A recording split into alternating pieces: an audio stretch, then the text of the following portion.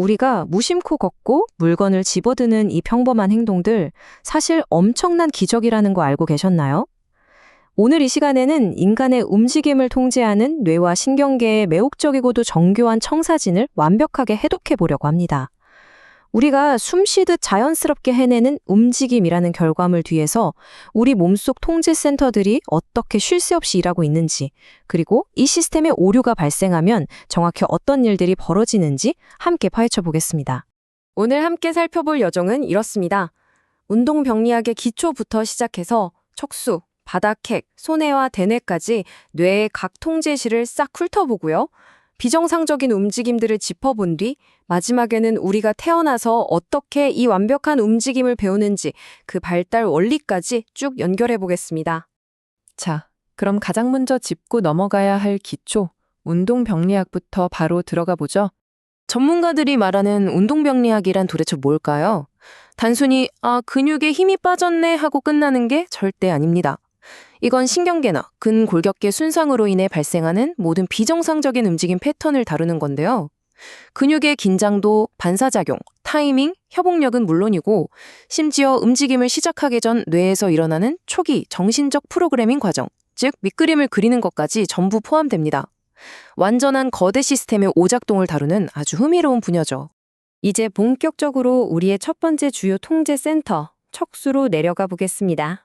척수는 뇌의 명령을 온몸으로 쏴주는 뻥 뚫린 고속도로 같은 곳입니다. 그런데 여기에 손상이 생기면 아주 극명한 대비가 나타납니다.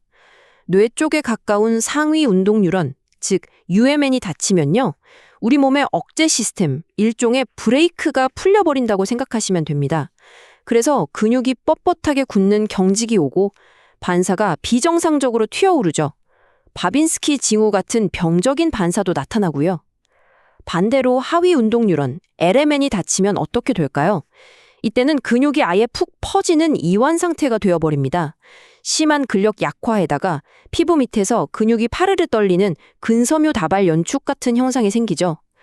똑같은 고속도로 사고인데 위치에 따라 완전히 정반대의 결과가 나타나는 겁니다. 여기에서 정말 중요한 포인트 하나 짚고 갈게요. 심각한 척수 손상은 한 가지 상태로 고정되어 있지 않습니다. 처음 다쳤을 때는 손상 부위 아래로 운동과 감각이 마비되면서 척수 쇼크라는 게 옵니다. 이때는 근육톤도 반사도 뚝 떨어져서 축 늘어져 있죠. 그러다 시간이 지나면 어떻게 되느냐? 완전히 반대로 확 바뀝니다. 고긴장성의 뻣뻣한 경직 상태로 넘어가게 되는 겁니다. 이렇게 시간에 따라 양상이 극적으로 변한다는 거 꼭 기억해 두셔야 합니다. 자, 고속도로를 타고 뇌의 더 깊은 곳, 바닥핵으로 들어가 볼까요? 이 바닥핵은 우리 몸의 볼륨 조절 다이얼이자 시작과 정지 버튼 역할을 하는 복잡한 회로입니다. 재미있는 건 바닥핵이 고장났을 때 나타나는 증상들이 완벽하게 대립되는 두 가지로 나뉜다는 거예요. 파킨슨병 환자분들 떠올려 보시면 이해가 쉬우실 텐데요. 동작이 느려지고 가만히 있을 때 떨리고 걸음이 얼어붙는 저운동성 장애, 즉 움직임이 너무 적어지는 쪽이 있습니다. 그 반대편에는 뇌의 억제 시스템이 완전히 무너져서 불필요한 행동이 마구 튀어나오는 무도증이나 근긴장 이상 같은 과운동성 장애가 있죠.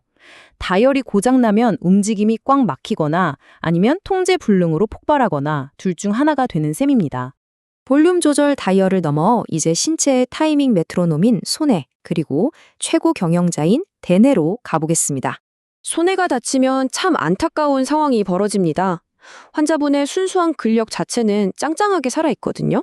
그런데 타이밍을 맞추고 오차를 수정하는 능력이 완전히 산산조각 납니다. 물건을 잡으려는데 손이 목표를 지나쳐버리거나 못 미치는 측정장애, 그리고 목표물에 가까워질수록 손이 덜덜 떨리는 의도 떨림이 생기죠. 자동차로 치면 엔진의 힘은 넘치는데 핸들 조향이 전혀 안 맞는 답답한 상황인 겁니다. 반대로 움직임의 최고 경영자이자 기획센터인 대뇌가 다치면 어떻게 될까요? 이때는 실행증이라는 걸 겪게 될 수 있습니다. 신체라는 물리적인 하드웨어는 아주 멀쩡하고 근력도 다 있는데 그걸 목적에 맞게 움직여줄 뇌 속의 설계도가 날아가 버린 겁니다. 소프트웨어가 지워진 거죠. 게다가 공간 자체를 제대로 인식하지 못하는 편측 무시 현상까지 동반될 수 있습니다. 대뇌의 빈자리가 얼마나 큰지 확 와닿으시죠? 여기까지 통제센터들을 매핑해 봤으니 이제 임상에서 정말 자주 헷갈리는 비정상적인 움직임들을 좀 구별해 볼까요? 여러분, 지금 한쪽 손을 엄청 빠르게 까딱까딱 움직여 보실래요? 혹시 반대쪽 손도 살짝 움찔하면서 따라 움직이려고 하지 않나요? 그건 지극히 정상적이고 무해한 연합 동작, 일종의 거울 효과입니다. 그런데 이와 근본적으로 완전히 다른 게 바로 연합 반응입니다. 이건 뇌졸중 같은 손상을 입은 환자분들이 강하게 힘을 주거나 극심한 스트레스를 받을 때 마비된 쪽 팔다리가 본인 의지와 전혀 상관없이 뻣뻣하게 굽혀지며 과긴장하는 병적인 현상이에요. 하나는 거울처럼 무심코 따라하는 거고 다른 하나는 뇌 손상으로 인해 제어되지 않는 병적인 긴장이 튀어나오는 겁니다. 완전히 다르죠? 비슷하게 헷갈리는 게 바로 덜덜 떨리거나 비틀거리는 실조증입니다. 겉보기엔 비슷해도 원인을 뜯어보면 두 가지로 나뉘는데요. 아까 말씀드린 손해성 실조증은 내 몸의 내부 메트로놈이 고장나서 타이밍이 어긋나는 게 원인입니다. 반면에 감각성 실조증은요, 뇌가 내 몸이 지금 공간 어디에 있는지 그 고유 감각 자체를 잃어버린 경우입니다. 그래서 이분들은 시각, 즉 눈으로 보는 것에 절대적으로 의존합니다. 만약 불이 꺼져서 앞이 안 보인다면 공간감을 완전히 잃고 심하게 비틀거리며 넘어지게 됩니다. 자, 이제 분위기를 살짝 바꿔보겠습니다. 이 정교한 기계가 고장나는 과정들을 실컷 봤으니 우리가 처음 태어나서 어떻게 완벽한 움직임을 만들어내는지 그 놀라운 발달 원리를 들여다볼게요.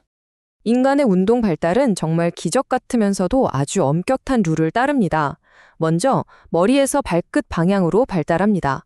발가락을 꼼지락거리기 전에 목부터 가눠야 한다는 거죠. 그리고 몸의 중심에서 말초 방향으로 뻗어나갑니다. 내 몸통, 체간을 탄탄하게 지탱할 수 있어야 비로소 손가락 같은 미세하고 복잡한 움직임이 가능해지는 겁니다. 또 처음에는 단순한 반사작용에 의존하다가 점차 내가 의도한 대로 정밀하게 움직이는 수의적 통제로 진화해 나갑니다. 연약한 아기가 목을 가누고 앉고 기고 마침내 일어서는 이 과정 하나하나가 사실 엄청난 감각 통합의 결과물입니다. 아기들이 처음 걷기 시작할 때 한번 떠올려 보세요. 넘어지지 않으려고 다리를 양 옆으로 넓게 벌이고 뒤뚱뒤뚱 참 서툴게 걷잖아요. 하지만 시간이 지나고 쑥쑥 성장하면서 이 투박했던 움직임이 어느새 우리가 매일 무심코 해내는 그야말로 미치도록 효율적인 걸음걸이로 정교하게 다듬어집니다. 정말 신비롭지 않나요? 오늘 우리는 단 한 걸음을 내디디기 위해 척수부터 바닥핵, 손회, 되뇌까지 이 거대하고 촘촘한 신경망들이 어떻게 조화롭게 일하는지 쭉 훑어봤습니다. 여기서 이 질문을 한번 던져보고 싶네요. 늘 당연하다고만 여겼던 우리 몸의 일상적인 움직임들이 사실은 얼마나 경이롭고 위태로울 정도로 완벽한 균형 위에 서 있는 걸까요? 오늘 이 분석이 여러분 자신의 몸을 조금 더 특별하고 새로운 시선으로 바라보는 계기가 되었길 바랍니다.